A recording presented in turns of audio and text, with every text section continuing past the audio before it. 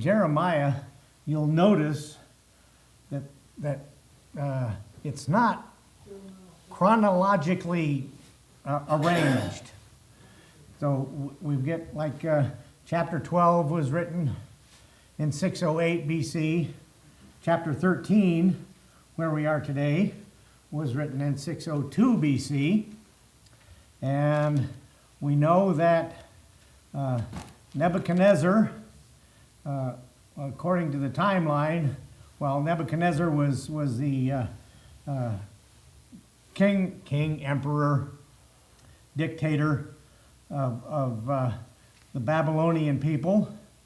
And in 605 BC was this Battle of Carchemish, where he went down to conquer Egypt and stopped on the way, and Jerusalem and Israel were collateral damage on his way down. And that happened in 605 BC. Now, we know Jeremiah came on the scene during the time of Josiah the king, the good King Josiah, about 627 BC. I don't have that part on the little thing here, but so, and remember, BC, the timeline goes down. You go from 600 BC down to 602.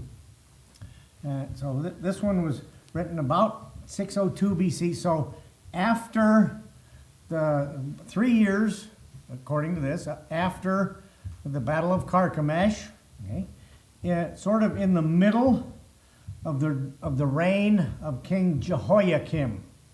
Okay? And King Jehoiakim, let's see, Jehoiahaz lasted for a couple of months there. Jehoiakim came along. Jehoiachin lasted for a very short time. And Zedekiah, you can follow these. See, I made these for Jerry so that he could read them. Since it's clear as mud. Clear as mud. Good, good, good. And so that's where we are writing this.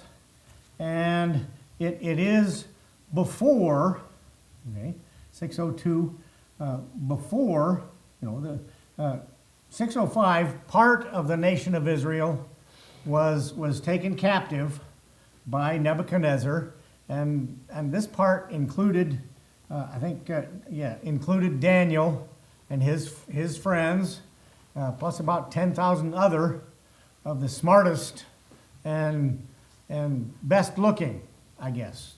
That's how they picked them out. They were the smartest and best looking of the children of Israel to take back to Babylon. Okay, so and Daniel started, his ministry, if you will, would have been about 604 BC. Okay, and you can see that on the line. Ezekiel came along about 593. So Ezekiel and Daniel were contemporaries at the start of Jeremiah. Okay, and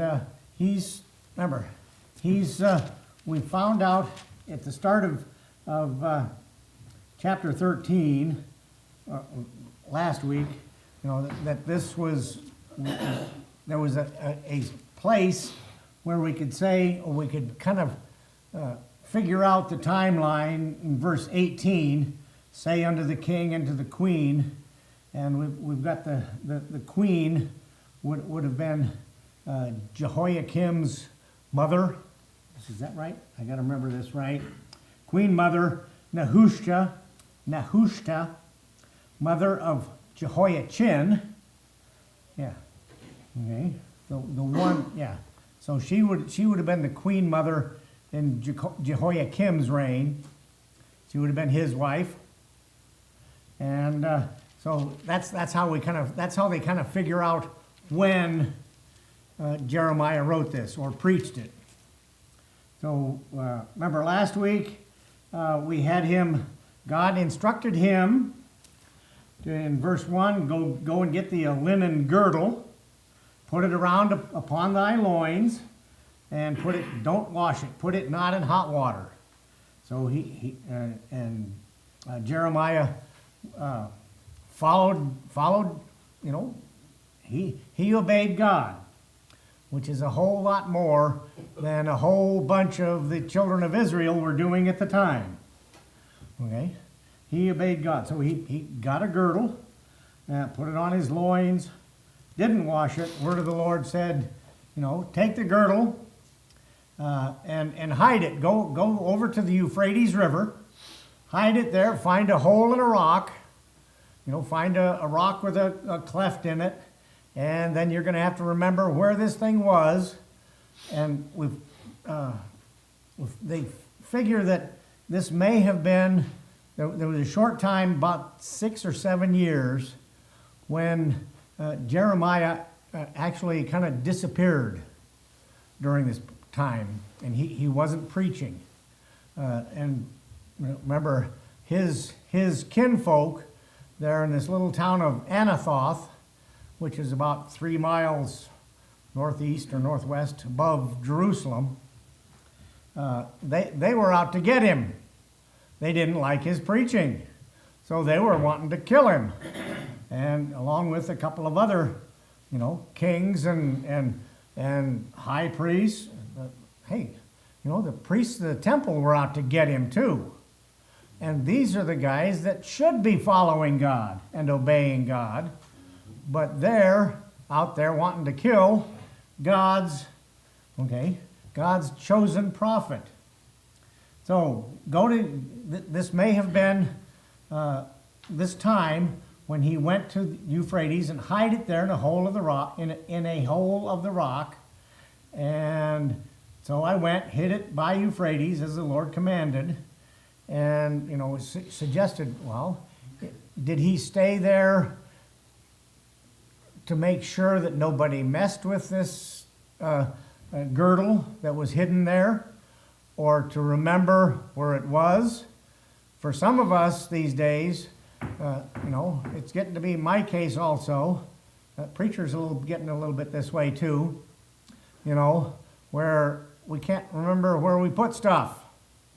I mentioned last week I've got tools out in my shop that I can't remember where I put them, and especially when I go looking for them, I can't find them, and the only way I can find them is to be looking for something else, and all of a sudden I found it.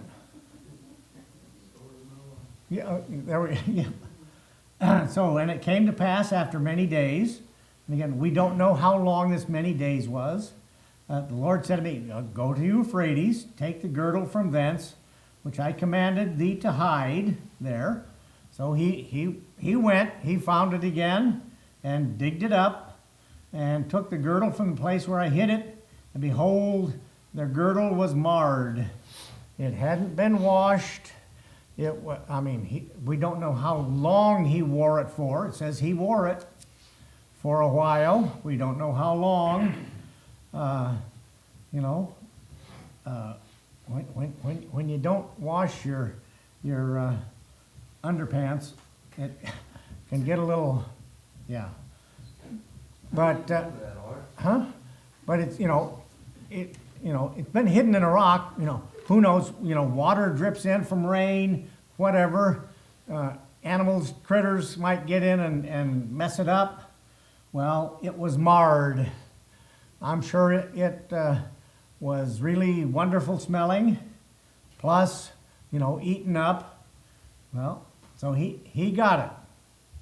Now, it does not actually say that God instructed him to wear it. But, there is a thought, I guess, some Bible commentators think that he probably, God probably instructed him to wear the thing and go out preaching again. Okay? Then verse 8, then the word of the Lord came unto me, saying, thus saith the Lord, after this manner, the same manner that he marred this linen girdle, will I mar the pride of Judah, okay? and the great pride of Jerusalem. it's going to be, you know, when God gets upset and angry, okay, he does not mess around. When his long-suffering patience wears out, he does not mess around, and we hear all of this during Jeremiah.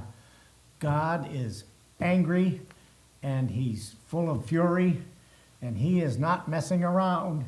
He's going to turn the pride of Judah into, if you will, a dirty, stinking garment. And it also, this dirty, stinking garment could also be likened to what? The leper's rags. As filthy as leper's rags. Okay? And you know, I'm going to mar the pride of Judah and the great pride of Jerusalem. They were, you know, they were saying to themselves, oh, we're okay, we're fine, we're in a walled city, Nebuchadnezzar won't be coming back. Well, in about, let's see, 586, 602 to 586, that's, what's that? 586, 14, 16 years? 16 years. 16 years later, when Nebuchadnezzar comes back and Jerusalem and the temple are destroyed. So, you know, they're going to find, oh, we've got a walled city. We'll survive. You know, we've got plenty of food. We'll survive. Okay. Well, we'll see. Thus saith the Lord, after this manner will I mar the pride of Judah and the great pride of Jerusalem, this evil people, okay, which refuse to hear my words. Now, he's talking to, during the first part of the captivity, he's talking to the rebellious, idol-worshiping, unsaved, if you will, folks there that are still in Jerusalem and you know, full of pride, and they refuse to hear my words. Okay? Now God, this is, you know, the people that are, there are a remnant, there's always a remnant of folks that still, you know, that trust God, and there's always a remnant of those, and they follow God, you know, and of course, you know, Daniel and his friends, Jeremiah, Ezekiel, the prophets there, they you know, they will escape a lot of this, okay? There is mercy. God does show mercy to those folks. But to these guys, this evil people, how would, you know, what most of us, I'm sure, practically all of us here, we know Jesus is our Savior, okay? And we're all on our way to heaven. We're trusting in God, trusting in Jesus, okay? We may still sin, but we can get that straightened out. But you know, how would we feel if he called us evil people? Now, we know that there are out here in our country today evil people. And we get to read about them in the news daily almost. Evil people. Okay? And you know, they're not paying attention to God. They're go out and, you know, shoot up anybody, get in your way, walk up to your door and ring a doorbell, and somebody will shoot you, and because you're at the wrong house. But you know, they walk in the imagination of their heart and walk after other gods to serve them and to worship them. Shall even be as this girdle, which is good for nothing. Okay? And I'm sure if Jeremiah had to wear it, I'm sure, you know, it must not have been pleasant. I can think of several things that would be way more pleasant than wearing a filthy, dirty girdle. Of course, you know, I don't, yeah, I haven't, I could probably use a girdle to kind of take care of. Art, that whole visual that they saw, and I think you probably did wear it, but Yeah. they saw that. And I'm just thinking about how that works, because parables are that way, typology in the Old Testament's that way. And when God says, shows you a picture and says, this is you, Yeah, it's different than, it's like you can't fight that. You can't go against that. Whereas if he said, well, you're bad, whatever, well, no, we're not, you know, you're Yeah. all with God. Well, that- What a visual that must have been. And Exactly. God does that a lot with yeah, things, you know. exactly, yeah. That, just seeing that and just think, you know, however many years that thing spent in that cleft of the rock, dirty, unwashed, how it smelled, and so you get, you know, all of your senses taken in with that. And you know, how can you say, oh, you know, oh, I'm okay, yeah, I'm good, but there's that. Right. And he says, okay, you're gonna be just like that. And that's where we better quit for this week. This evil people, let's see, after walk and to worship them shall even be as this girdle, which is good for nothing. Good for nothing. And we'll stop there.